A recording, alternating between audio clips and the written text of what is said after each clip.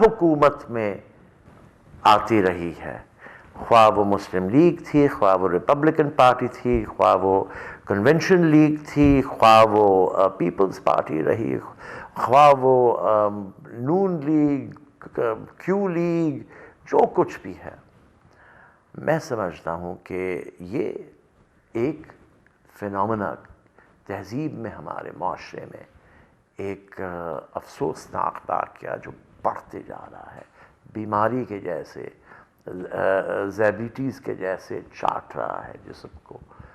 جب تک ہم اس پر توجہ نہ دیں، غریب کے لیے آسانی نہ کریں، غریب کی خوراک کے لیے آسانی نہ کریں، ان کی اولاد کی تعلیم کے لیے آسانی نہ کریں، ان کے اہل خاندان کے صحت کو مناسب نہ کریں، ہم نے غریب کے لیے کچھ نہیں کیا.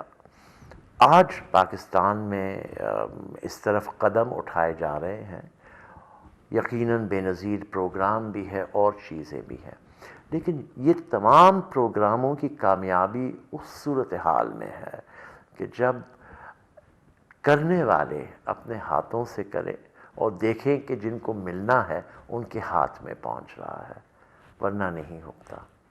اور اس وقت بھی میرا خیال ہے کہ کافی حد تک حالات ایسے ہیں کہ لوگ تکلیف میں ہیں، پریشان ہیں، لہٰذا اس پہ توجہ دینی ہے. فیوچر ریلیشنز، پاک امریکہ فیوچر ریلیشنز کو آپ کس طرح؟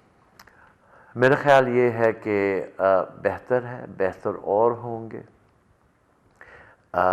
جیسے کہ ہلری کلنٹن پاکستان کئی بار آ چکی ہے، اور پاکستان میں ان کے کالج کے وقت کے 2-3 دوست ہیں، جن میں ایک اسپینٹر کیپٹن ہیں، مزید 1-2 اور ہیں جو بہت قریب ہیں ان سے پاکستانی. تو یقیناً پاکستان کا بھی کچھ انہیں سمجھ ہے، حالات کے بھی، لوگوں کے بھی. اوباما صاحب کے بھی 2 کالج کے بہت قریبی دوست جو ان کے ساتھ رہ چکے ہیں پاکستان کے ہیں. تو یہ وہ لوگ نہیں ہیں جو پاکستان سے بواقف نہیں، اور اگر واقف ہیں تو پروپیگنڈا اوروں کی اتنی آسانی میں وہ تسلیم نہیں کریں گے.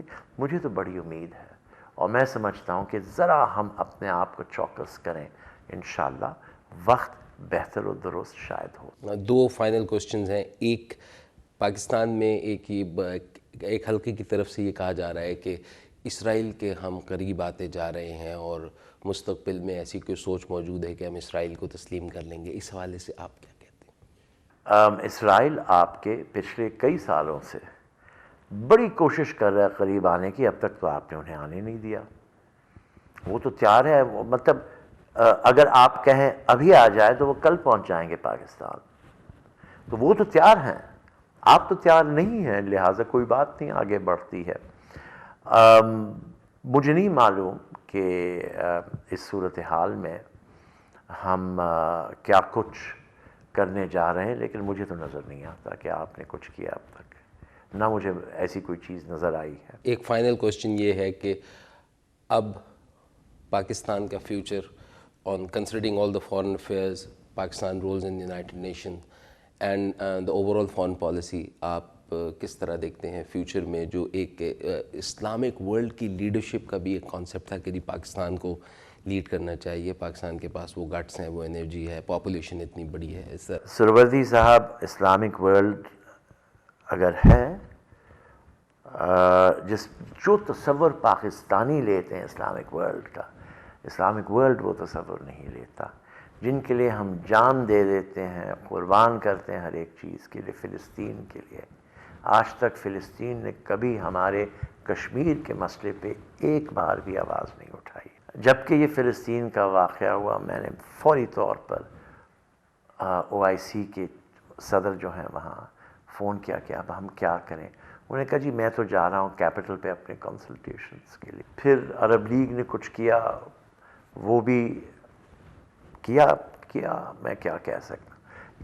عرض کروں کہ حالات کچھ ایسے تھے کہ فلسطین کے جو سفیر تھے وہاں، ان پہ الزام لگایا جا تھا کہ یہ چونکہ الفتح کے تھے اور حماس ماری جا رہی تھی، تو شاید انہوں نے وہ توجہ نہیں دی جو دینا چاہیے تھا، یا وہ تیزی نہ دکھائی جو دیکھا جا رہا تھا. مجھے نہیں معلوم، میرے طرف سے الزام نہیں ہے. لیکن یہ آپ سے ضرور عرض کروں کہ دنیا کے یہ وقت ہو گیا ہے کہ 2 سال سے ہم مشترکہ مغرب مشرق عیسائی مسلمان ایک قرارداد اٹھائے آ رہے ہیں کہ مذہبوں کے خلاف کوئی بدگمانی نہیں ہونی چاہیے.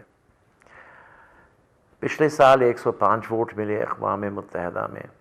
اس سال امریکہ اور مغرب نے کہا ہم آپ سے الگ ہو گئے. This is become Islam centric, it's no longer an international issue. تو ہم نے کہا بھائی اور کچھ نہیں, ادھر دیکھا ادھر دیکھا, وہ کوئی خاص اتنی توجہ نہیں تھی, تو ہم خود کود پڑے. And we became supporters of the resolution. اور مغرب نے اور امریکہ نے اس کا صحیح طریقے سے مقابلہ کیا. ہمیں 86 ووٹ ملے, ہم نے یہ قرارداد منظور کروا دی. پھر کامیابی بہت بڑی پاکستان کے لیے. لیکن 5 OIC کے ممبروں نے ووٹ نہیں دیا. اور جبکہ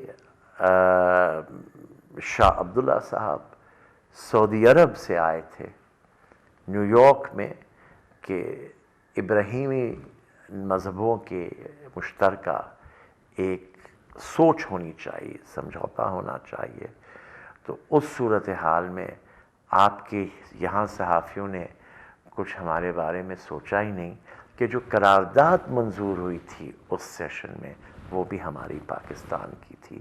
تو افسوس تو یہ کہنا پڑتا ہے کہ جن چیزوں کی آپ بات کر رہے ہیں جو باعث اہمیت ہونا چاہیے, یہاں کوئی ان پہ توجہ نہیں دیتا. پریس ریلیسز بھی ہم دیتے ہیں, پریس کو وہاں بھی فیڈ کرتے, 24 گھنٹے وہاں بیٹھے ہوتے ہیں آپ کے, فیڈ یہاں نہیں آتی. اور جب آتی ہے تو آپ خود دیکھتے ہیں کہ کس قسم کی آتی. ہر ایک وہاں خان بنا ہوا ہے کہ جی میری بات مانی جائے.